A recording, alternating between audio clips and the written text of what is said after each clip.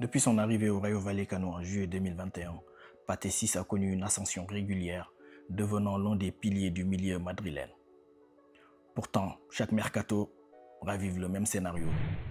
Le milieu de terrain suscite l'intérêt de nombreux clubs, mais reste prisonnier d'une direction intransigeante menée par le président Martín Presa.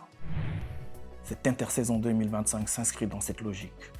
Malgré des offres concrètes du Celta Vigo et du club saoudien d'Al-Shabab, estimées autour de 2 millions d'euros, le président les repousse catégoriquement et accuse même le club saoudien d'avoir entamé des discussions directes avec le joueur sans l'accord du Rayo.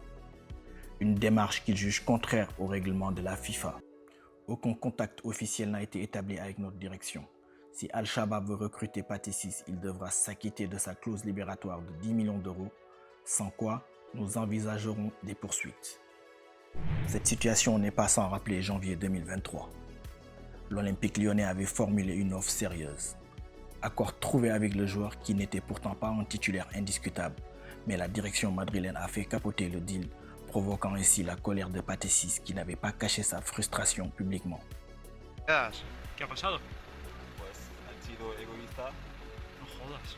se han comportado mal, han pensado solo en sus intereses y han sido irresponsables y irrespetuosos contra mí y contra el club.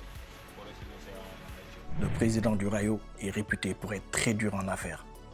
Sa gestion rigide explique pourquoi le club ne réalise que très peu de ventes majeures depuis quelques saisons, malgré la montée en valeur de certains joueurs. Malgré la situation très complexe, Pathé, lui, a repris l'entraînement et reste professionnel. Mais il navigue dans l'attente. La volonté de partir existe, mais le club bloque toute évolution et la situation pourrait s'enliser. Pathé Ciss va-t-il enfin voir le bout du tunnel? Pour l'heure, le suspense demeure. Wait and see.